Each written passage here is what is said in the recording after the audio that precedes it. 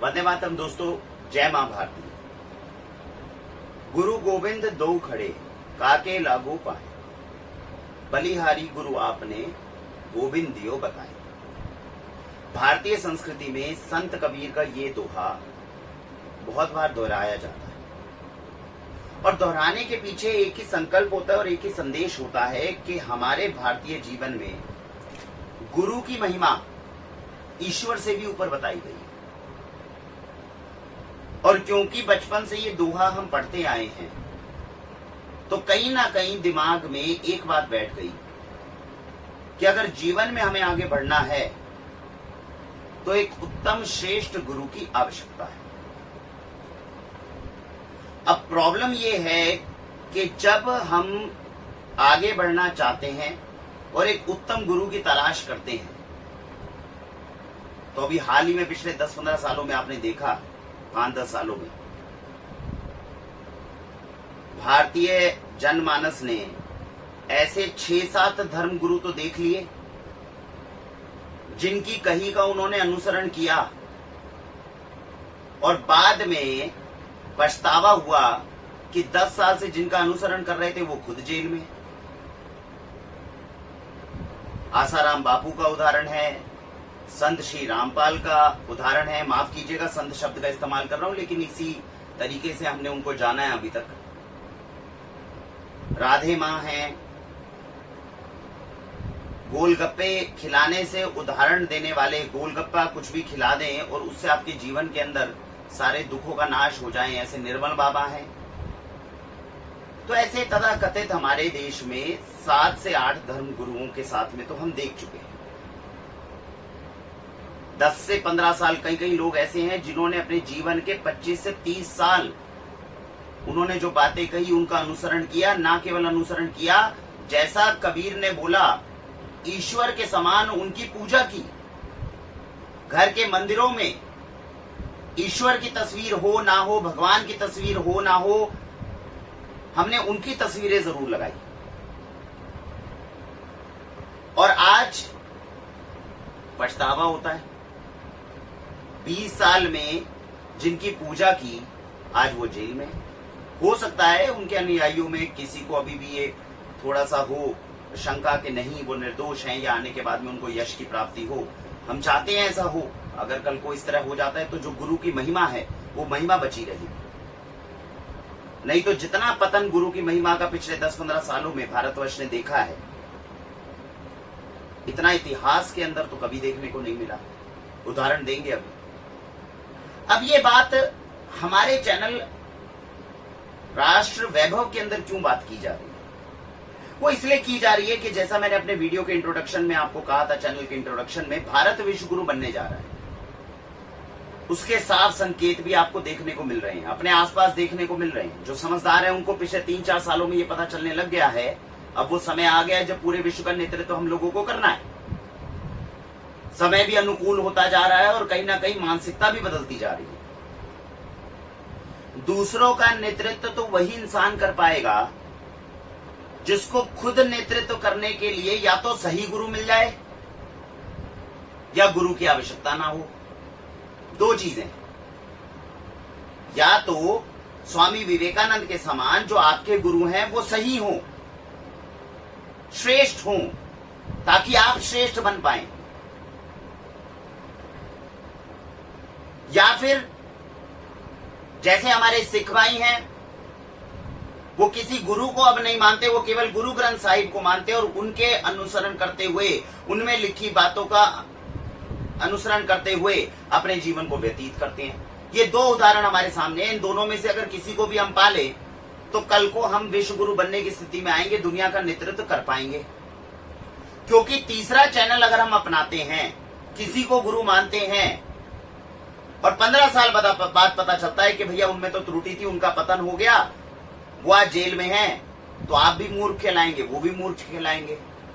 और वो 25 साल का समय जो आपने बर्बाद किया वो तो बर्बाद था ही।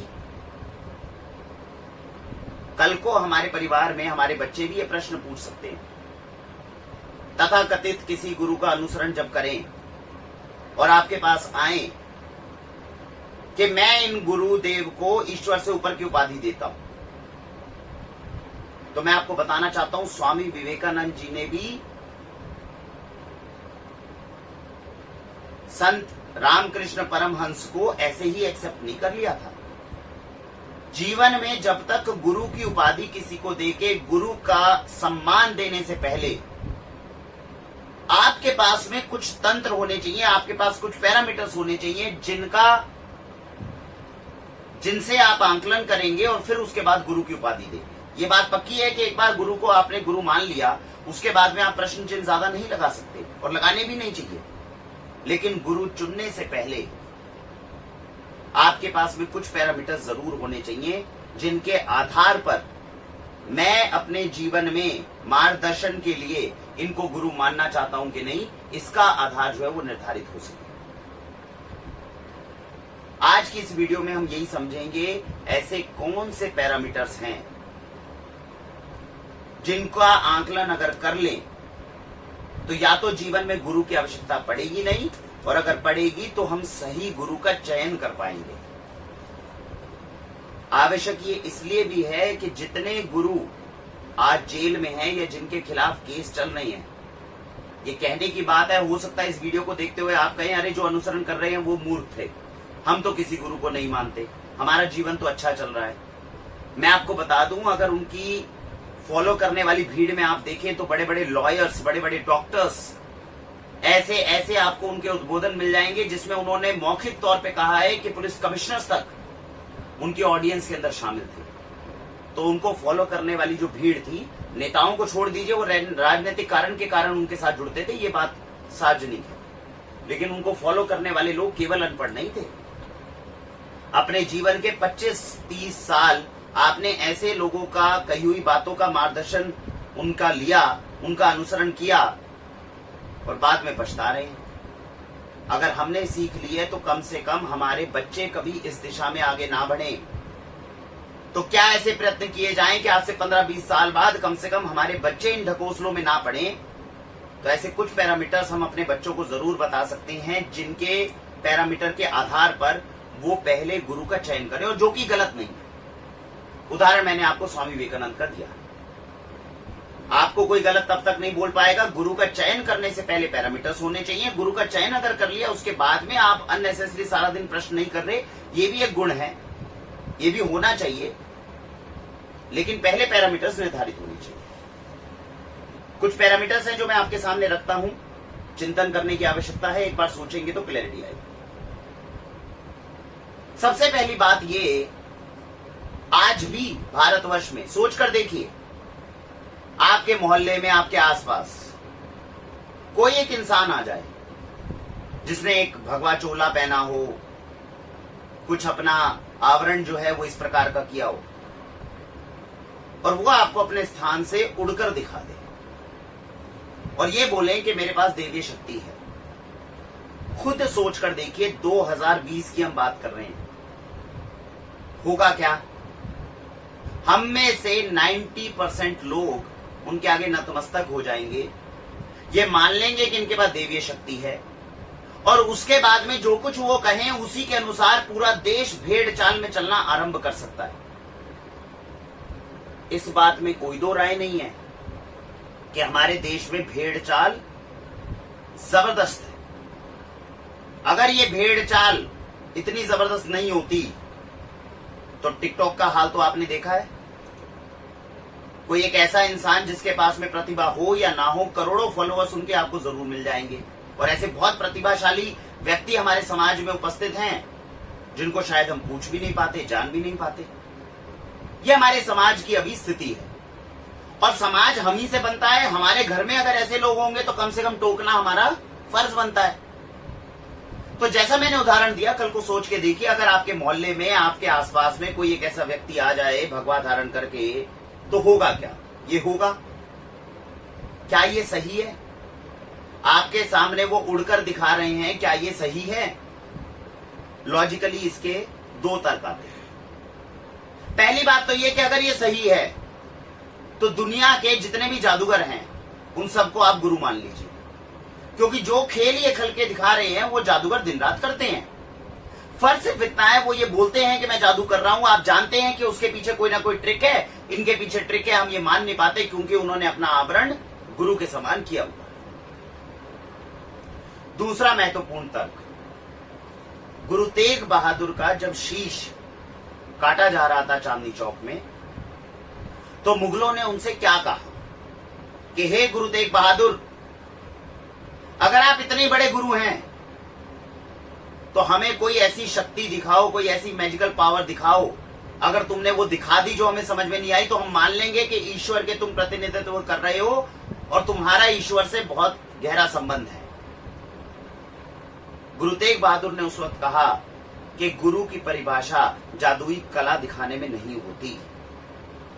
कोई गुरु हाथ उठाए और हाथ में लड्डू आ जाए और आपको दे दे और आप उसको अपना पूरा जीवन समर्पित कर दें, यह आधार कभी भी नहीं बन सकता।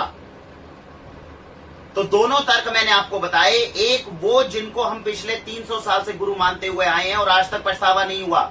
गुरु तेग बहादुर को गुरु मानने वाले किसी भी इंसान से पूछ लीजिए, उसको आज तक पछतावा नहीं हुआ कि वो गुरु तेग बहादुर को अपना गुरु क्यों मानता है।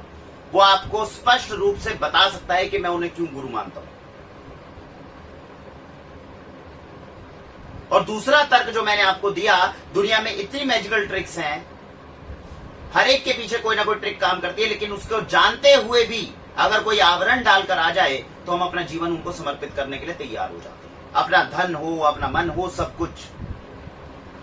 मैजिकल पावर्स दिखाना गुरु की परिभाषा और गुरु का काम नहीं हो सकता, और इसके आधार के ऊपर उनका अनुयायी बनना लॉजिकली सही नहीं है। ये बात हमारे घर के हर मेंबर को स्पष्ट होनी चाहिए। दूसरी बात, जब हमने गुरु का अनुसरण करना शुरू करा, जब हम उनके अनुयायी बने, उस समय वो तपस्या कर रहे थे।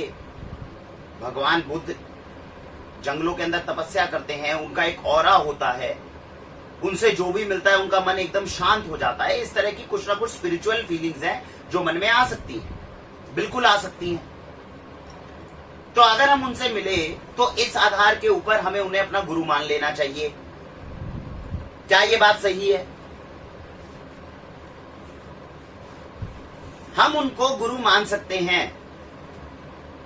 अगर किसी भी इंसान को जिसको हम मिलते हैं, कोई जंगलों में तपस्या कर रहा है, आपने उनको ऐसी स्टेट में देखा जहां पे लगा कि बहुत तपस्वी हैं, महाज्ञानी हैं, इनके पास ज्ञान बहुत है, हम उनको गुरु मान सकते हैं। लेकिन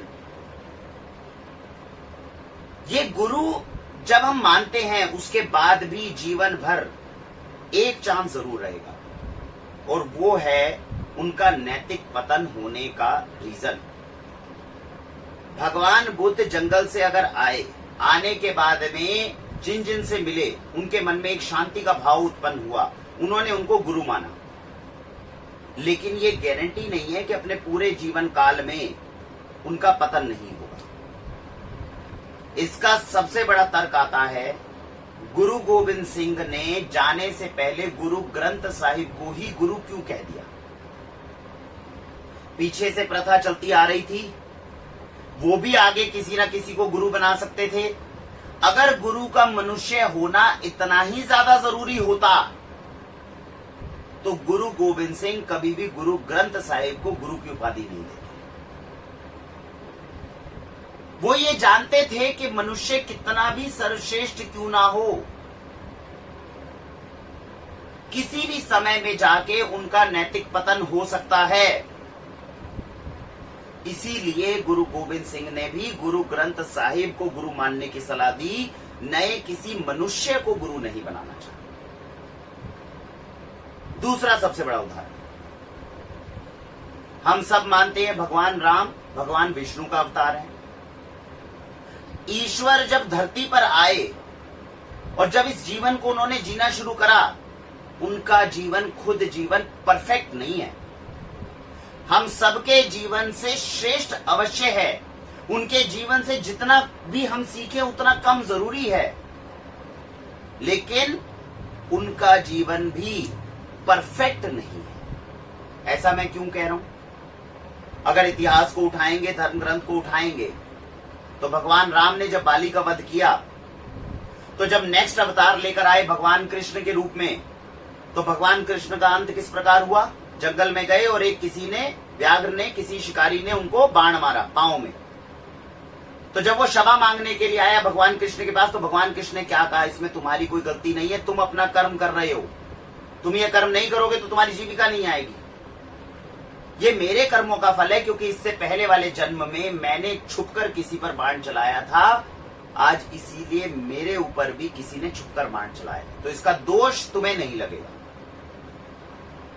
ये अपने आप में पूरा वाक्य जो है ये निर्धारित करता है कि जीवन में परफेक्ट होना, जब ईश्वर अवतार लेकर आ रहे हैं, जब वो परफेक्ट नहीं हो पा रहे, तो एक इंसान तपस्या करने के बाद भी गुरु बन जाए तो परफेक्ट शायद नहीं हो पाएगा। तो जब हम गुरु को ईश्वर की उपाधि दे देते हैं, तो कहीं ना कहीं सोचने का विषय बनता है। तो पहला तर्क मैंने आपको गुरु ग्रंथ साहिब का दिया, दूसरा तर्क मैंने आपको दिया जो भगवान राम का दिया। दोनों चीज ये बताती है कि मनुष्य को गुरु और गुरु बनाने के बाद भगवान की उपाधि देने से पहले थोड़ा सा सोचना आवश्यक है, थोड़ा सा सोचना आवश्यक रहेगा। तीसरी इंपॉर्टेंट बात, इसी में तीसरा तर्क, ऋषि विश्वामित्र का नाम हमने सबने सुना। 1000 साल तक उन्होंने तपस्या की, एक दिन अप्सरा आई, तपस्या भंग हुई। 10 साल उन्होंने अप्सरा के साथ में वैवाहिक जीवन बिताया, और 10 साल बाद उनको ये होश आया कि एक अप्सरा के कारण मैंने अपनी हजारों साल की तपस्या को खत्म कर दिया। उन्होंने पुनः वो तपस्या शुरू करी और उसके बाद में ब्रह्म ज्ञानी बने। ऋषि विश्वामित्र का इतिहास पढ़ेंगे तो ये निकल कर आएगा, जब ऋषि विश्वामित्र जैसे शख्स जो हजारों साल तक तपस्या कर रहे हों, उनके ऊपर अगर माया का प्रभाव पड़ सकता है, तो आज के समय में कोई इंसान जिसको हम गुरु मान रहे हैं, उनके ऊपर माया का प्रभाव नहीं पड़ेगा, ये कहना और करना बेहद मुश्किल है। पॉसिबल है, भगवान महावीर हुए, भगवान बुद्ध हुए, मैं ये नहीं कह रहा, लेकिन इसके चांसेस ऑफ सक्सेस जो है वो 0.1 या 0.2% से ऊपर नहीं है, क्योंकि इसमें लगातार संघर्ष की आवश्यकता है, लगातार माया से डिटैच होने की आवश्यकता है, जो इतना आसान कार्य नहीं है। हमेशा समझना होगा कि गुरु के लिए कितना मुश्किल होने वाला है आजीवन अपने उस ओहदे को संभाल कर रखना जिसके कारण उनको गुरु की उपाधि मिली है। तीसरा इंपॉर्टेंट पैरामीटर, क्या गुरु का काम केवल एक मंदिर बनाकर राधा कृष्ण करना रहेगा, भक्ति के अंदर केवल लीन रहना रहेगा? हो सकता है। चैतन्य महाप्रभु की हमने बात की, इतिहास में हमने मीरा को देखा, लेकिन एक गुरु का जो सबसे बड़ा कारण है, जो गुरु होने की उपाधि उनको देता है, चैतन्य महाप्रभु अपनी भक्ति के लिए जाने जाते थे, गुरु तत्व के लिए नहीं जाने जाते। मीरा को उनकी कृष्ण की भक्ति के लिए जाना जाता था, मीरा किसी को मार्गदर्शन करती है इनके लिए नहीं जाना जाता था। एक गुरु के लिए सबसे महत्वपूर्ण है कि वो उस समय की सामाजिक त्रुटियों को, सामाजिक कठिनाइयों को, या समाज में होने वाले दुराचार के खिलाफ कोई ना कोई मूवमेंट, कैंपेन जरूर चला रहे।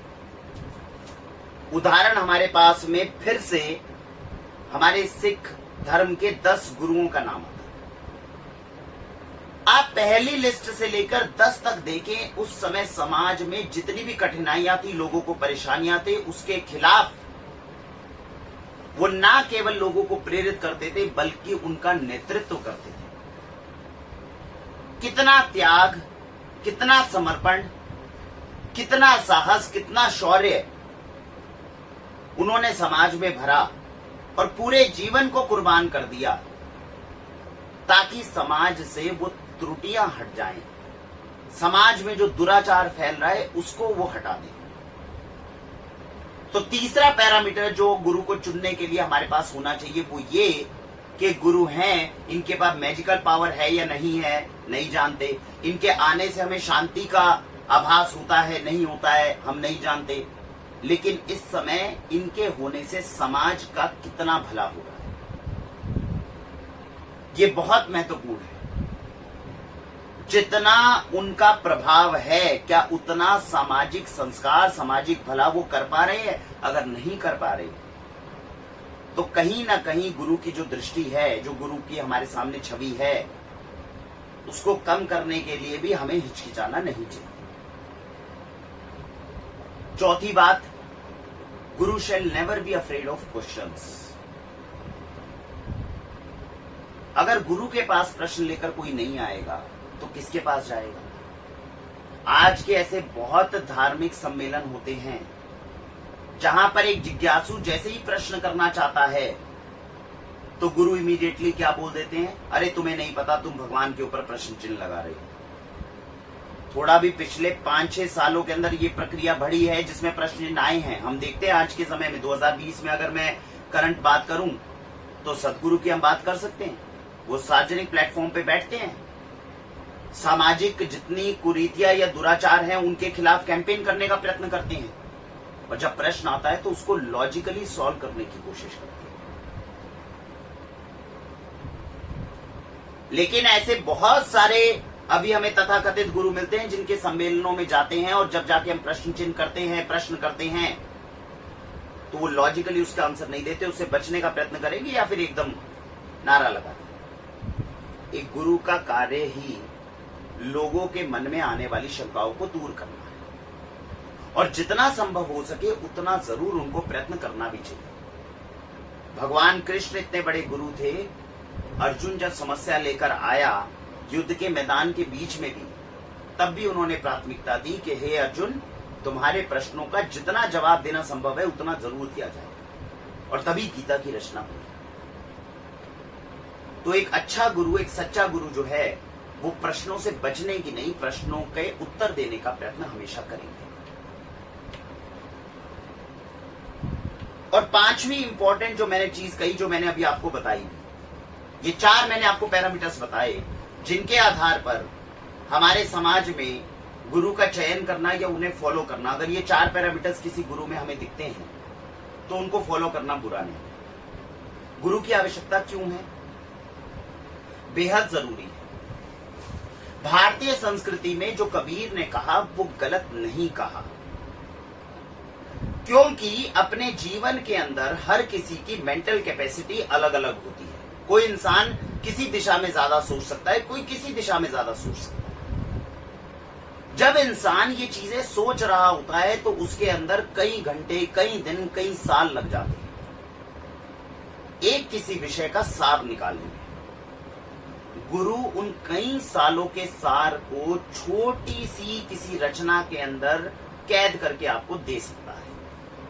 और क्योंकि मैंने आपको कहा कि करंट सिनेरियोज के अंदर परिस्थितियां अलग अलग होती रहती हैं, सिद्धांत सेम रहेंगे। जो रामायण में श्री राम ने सिद्धांत अपनाकर पूरी रामायण की रचना के अंदर जिस तरह से कार्य किया, अगर उन सिद्धांतों को हम पकड़ लेंगे तो हमारा जीवन भी बिल्कुल सीधा होता जाएगा। लेकिन हर इंसान उन सिद्धांतों को डीकोड कर पाए ये जरूरी नहीं। तो हर इंसान का फर्ज बनता है कि दूसरे इंसान की सहायता करे उन सारे कोड्स को डीकोड करने में जो सैद्धांतिक रूप पर सही है, जो लॉजिकली सही है। प्रयत्न हमारी तरफ से जरूर होना चाहिए। और जैसा मैंने वीडियो की स्टार्टिंग में कहा, भारत दूसरों का नेतृत्व करने वाला है। अगर हमारे बच्चे कल को किसी चीज का आकलन करने में निष्पक्ष नहीं रहे, लॉजिकली उन्होंने सोचना आरंभ नहीं करा, और जैसा हम अभी कर रहे हैं, 5-6 गुरुओं का मैं उदाहरण दे रहा हूं, ये तो पिछले 5-6 साल में ही पोल खुली है, नहीं तो हम तो अंधाधुंध चले जा रहे हैं इनके पीछे। तो उनके घर के अंदर जो बच्चे होंगे वो क्या करेंगे? माता पिता को देखते हुए उसी प्रकार गुरु के पीछे चलना शुरू कर देंगे। जब आंख बंद करके चलना शुरू करेंगे तो दिक्कत तो आएगी, जीवन में परेशानियां बढ़ेंगी, कम नहीं होंगी। अगर आज भी लॉजिकली हम ये सोच पा रहे हैं कि गोलगप्पा खाने से मेरे जीवन के जो संकट थे वो दूर हो गए, तो कहीं ना कहीं उंगली पकड़कर दूसरे लोगों का मार्गदर्शन करने की आवश्यकता है कि भैया थोड़ा जागो, जागने की आवश्यकता है। अंतिम में मैं ये कहना चाहूंगा कि 2020 के सिनेरियो को देखते हुए दो चीजें हैं जो अगर हम कर लें और अपने बच्चों को सिखा दें तो हमारा देश ये जितने ढकोसले धर्म के नाम पर चल रहे हैं इनसे बच सकते हैं। पहली बात ये कि जिस इंसान से आप मिल रहे हैं वही आपका गुरु होने वाला है। हम सब लोगों के मन में कुछ ना कुछ गुण है, हमारे बीच में कुछ दुर्गुण है। जिससे मैं मिलता हूं अगर मुझे कुछ उससे सीखने को मिल रहा है तो वही मेरा गुरु हो जाएगा। पूजने की मुझे आवश्यकता नहीं, क्योंकि पूजने के लिए ईश्वर है। और जो सच्चा गुरु होगा वो कभी ये चाहेगा नहीं कि मेरी पूजा हो, ये भी बात पक्की है। ईश्वर की और गुरु की दोनों को हमने सेम पेडेस्टल पे डाला। ईश्वर और गुरु की सबसे बड़ी पहचान ये होती है वो जीवन में दूसरों के लिए बहुत कुछ कर जाते हैं, लेकिन कभी ये कल्पना नहीं करते कि ये मेरे पास वापस आएंगे और मेरी पूजा करेंगे। ये गुरु का, ईश्वर का धर्म है, ये दायित्व है उनके ऊपर। तो अपने बच्चों को यह सिखाना है कि जो गुरु सच्चा है, जो ईश्वर सच्चा है, वो कभी चाहेगा ही नहीं कि आप उनकी उपाधि करो। आप उनकी पूजा करना चाहते हो, ये आपका व्यक्तिगत, आपके मन को शांति मिलती है तो आप करिए, नहीं तो वो तो कभी नहीं चाहेंगे इस बात को। तो पूजा करनी चाहिए ईश्वर की। उसके लिए हमारे देश में बहुत मंदिर है, मंदिरों में जाके ईश्वर की पूजा करिए। नई मंदिर जाते हैं तो मन के अंदर मंदिर बनाइए, उसमें पूजा करिए। इन दोनों के अंदर कोई प्रॉब्लम नहीं है। गुरु का अर्थ तो केवल ये है कि हमारे जीवन में मार्गदर्शन करना, और सीखने वाले और सिखाने वाले दोनों पे डिपेंड करता है। जिससे हम जो सीख पा रहे हैं वही हमारा गुरु बन जाएगा। तो कोई निर्धारित गुरु करने की आवश्यकता क्या। दूसरी बात, आपको लगता है कि हमारे बच्चों का मार्गदर्शन करने में कोई ऐसा ज्ञान एक इंसान दे सकता है जो गीता से भी ऊपर ज्ञान हो। अगर हमारे कोई मुसलमान भाई हैं तो उनको लगता है कि कोई ऐसा ज्ञान उनको मिल सकता है जो कुरान से भी ऊपर दिया गया ज्ञान हो। कोई ऐसा ज्ञान कोई धर्मगुरु उनको दे देगा जो बाइबल से भी ऊपर हो। ये सारे धर्म ग्रंथ जो है ये आसान सरल भाषा में लिखकर आप तक आ चुके हैं। तो अब तो अनुसरण करना बाकी है।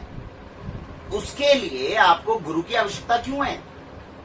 अगर कोई समझदार इंसान है जो ये बोल सकता है कि रामायण, महाभारत, गीता, गुरु ग्रंथ साहिब, इन सबको पढ़ने के बाद, कुरान, बाइबल, इन सबको पढ़ने के बाद भी मुझे इसलिए गुरु की आवश्यकता है, तो प्लीज कमेंट बॉक्स में डालिए।